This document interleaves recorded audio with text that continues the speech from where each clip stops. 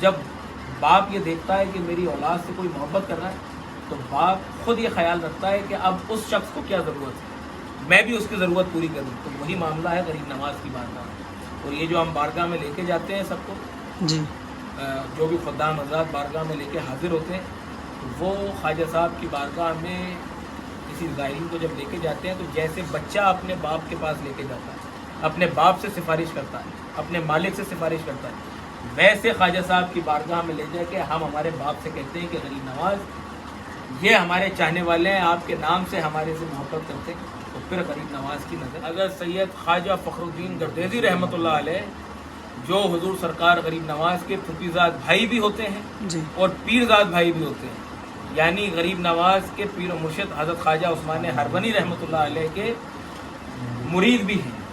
لیکن جب غریب نواز کو یہاں پر ہندوستان کے لیے روانہ ہونا تھا تو آپ کے پیر و مرشد حضرت خواجہ عثمان ہربنی رحمۃ اللہ علیہ نے غریب نواز کے ہاتھ میں حضرت خواجہ فخر الدین گردیزی رحمۃ اللہ علیہ کا ہاتھ دے کے ارشاد فرمایا تھا کہ اے معین الدین، میں تمہارے ساتھ میرے مرید فخر الدین کو کر رہا ہوں، ایک لمحے کے لیے بھی فخر الدین کو اپنے سے جدا نہ ہونے دینا. اور حضرت خواجہ فخر الدین گردیزی رحمۃ اللہ علیہ کو دیکھ کے تاکید کیا، ارشاد فرمایا کہ اے فخر الدین، میں تمہیں میرے معین الدین کے ساتھ کروں، ایک لمحے کے لیے بھی معین الدین کو تنہا نہ چھوڑنا.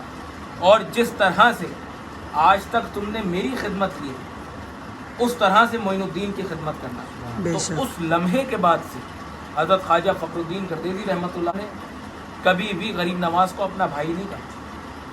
خواجہ صاحب نے تو کئی مقامات پہ کہا کہ فخر الدین میرا بھائی ہے، میری جان ہے، لیکن حضرت خواجہ فخر الدین گردیزی رحمۃ اللہ علیہ نے جب بھی غریب نواز کی بارگاہ میں حاضر ہوئے تو کہا خادم فخر الدین حاضر.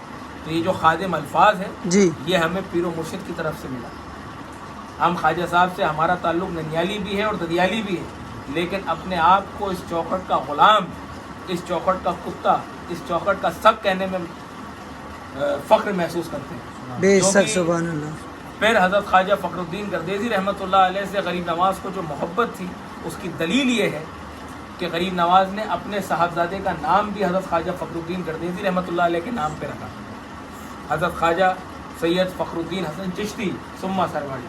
اور غریب نواز نے اپنی شہزادی، اپنی بیٹی کی شادی سید ابی کی حافظہ جمال، جن کا روزہ خواجہ صاحب کے آستانے کے اندر ہی ہے، اپنی بیٹی کی شادی غریب نواز نے حضرت خواجہ فخر الدین گردیزی رحمۃ اللہ علیہ کے صاحبزادے سے کی، خواجہ رشید الدین مسعود رحمۃ اللہ علیہ. ان کی اولاد میں سے ہم، تو ہمارا تعلق ننیالی ہے بیٹی کی طرف سے، ددیالی ہے پیرزاد بھائی اور پھوپھیزاد بھائی کی طرف سے، لیکن غلامی کا حکم حضرت خواجہ عثمان ہربنی رحمۃ اللہ علیہ کی طرف سے. تو اپنے آپ کو اس چوکھٹ کا خادم، اس چوکھٹ کا غلام کہنے میں فخر محسوس کرتا ہے. یہ نسبت ہے. اور جیسے خواجہ فخر الدین گردیزی رحمۃ اللہ علیہ کا ہاتھ دے کے حضرت خواجہ عثمان ہربنی رحمۃ اللہ علیہ نے غریب نواز سے ارشاد فرمایا تھا کہ ایک لمحے کے لیے بھی فخر الدین کو اپنے سے جدا نہ ہونے دینا.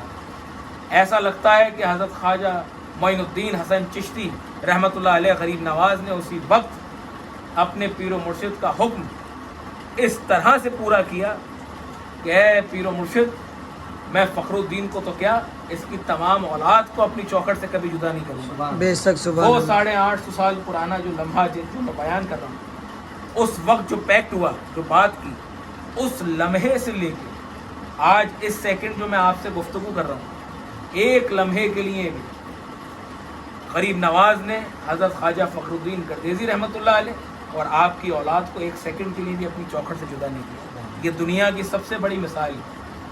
بڑے بڑے بادشاہ آئے، بڑے بڑے تخت نشین آئے، ان کی بادشاہت ختم ہو گئی.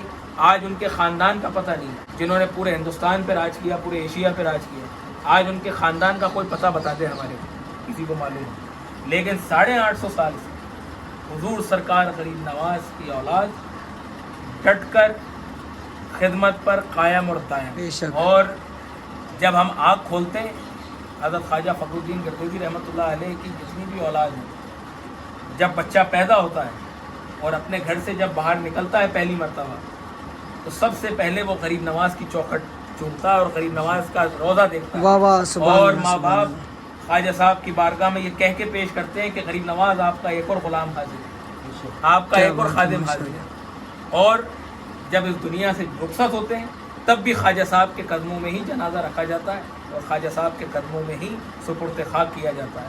مجنوں کو تھا جنوں جو بیاباں میں مر گیا، ہم تو مریں گے خواجہ کی دیوار کے تلے۔